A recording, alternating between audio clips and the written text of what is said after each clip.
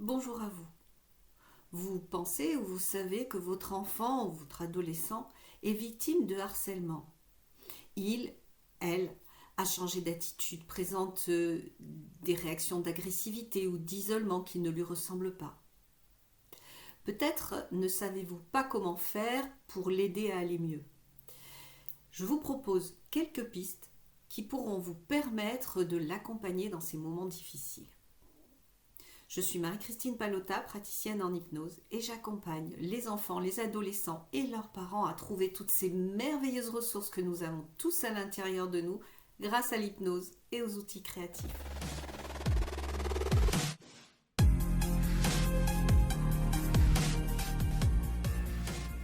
Pour lutter contre le harcèlement, le premier conseil qui est donné est d'inciter les enfants à parler aux adultes. C'est logique, car le fait d'arriver à exprimer un problème que les enfants ne savent pas résoudre seuls est la preuve de l'installation d'un vrai lien de confiance.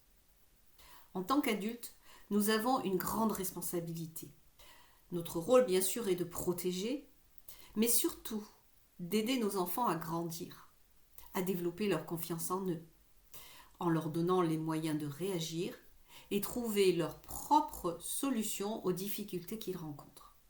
Soyez persuadés, parents, éducateurs, enseignants, accompagnants, que les enfants et adolescents ont tous les capacités de se sortir d'une situation de harcèlement verbal, moral ou psychologique, si on leur donne les outils pour le faire. Explication. Imaginez, vous êtes seul, en voiture, en pleine campagne, et alors que vous roulez tranquillement, vous entendez un bruit du style « pshhh ». Vous vous arrêtez et constatez qu'un des pneus est à plat. Mince, c'est la première fois que vous avez ce problème et ne savez absolument pas comment changer une roue. Alors là, plusieurs options s'offrent à vous. La première, appelez un garagiste qui va venir vous dépanner.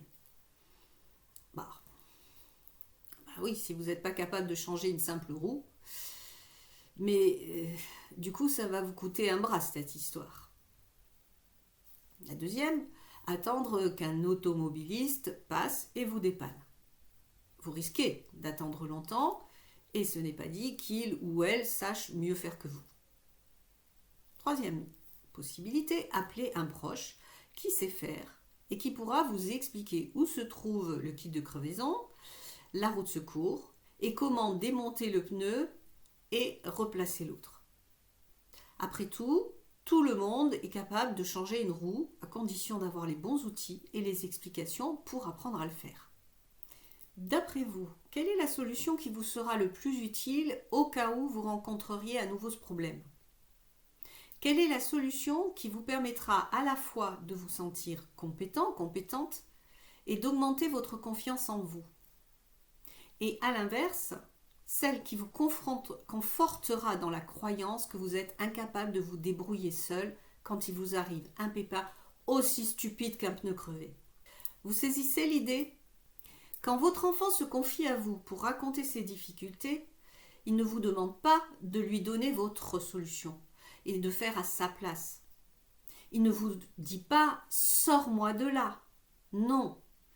Il vous demande de l'aider à trouver le moyen de s'en sortir, à savoir comment il doit faire. C'est bien beau, mais vous vous demandez peut-être comment vous pouvez aider votre enfant, votre adolescent. Pour répondre à cette question, je vais reprendre les extraits du livre de Philippe Haïm dont je me suis inspirée pour réaliser ces vidéos. Le voilà. Montrez en premier à votre enfant que vous ressentez combien c'est difficile pour lui que vous êtes touché. Inutile de le plaindre ou de pleurer avec lui, mais ne minimisez pas sa souffrance non plus. Montrez-lui que vous pouvez vous mettre à sa place afin de développer un climat de confiance. Deuxièmement, encouragez-le. Votre enfant a plus de ressources qu'il ne le croit. Il a été insulté, humilié, rappelé à ses complexes. Il faut le complimenter, le féliciter. Mais sans en faire trop, sans avoir l'air de le flatter pour rien. L'idée est de réorienter la discussion du côté de ses ressources. Toutes les occasions seront bonnes pour lui montrer qu'il est capable de réussir. Alors, il existe aussi des jeux pour développer la confiance, et un que j'aime bien et que voici, que j'utilise parfois en cabinet, il s'agit de la montagne de la confiance. Je vous mettrai les références en dessous de la vidéo. Enfin, troisièmement, jouer. Oui, jouer avec votre enfant pour trouver des répliques qui vont désarmer son agresseur sans qu'il ou elle ait à se forcer, sans méchanceté. Pour cela, vous pouvez utiliser des jeux comme Tac à Tac. Il en existe différentes versions. Là, c'est Tac à Tac à la récré. Mais vous avez aussi Tac à Tac pour la version famille, pour les adultes, les adolescents. Il s'agit de jeux de cartes dans lesquels vous avez des petites insultes, des répliques, enfin ce qui peut être dit à la récré. Hein. Et aucune réponse n'est donnée. L'idée, c'est justement de trouver chacun sa propre réponse, sa propre réplique, sans que ça soit une contre-attaque, quelque chose comme de l'autodérision, une pirouette, et de manière à ce que ça devienne vraiment automatique. Il s'agit vraiment grâce à ces jeux, mais vous pouvez peut-être en trouver d'autres, et je suis preneuse si vous trouvez des jeux qui sont intéressants. Il s'agit vraiment de l'entraîner pour acquérir une bonne résilience face aux mots. Et c'est une compétence qui lui sera utile pour le reste de sa vie. De mon côté, je propose des idées, des pistes dans chacune des vidéos pour accompagner les enfants et les adolescents à en finir avec le harcèlement.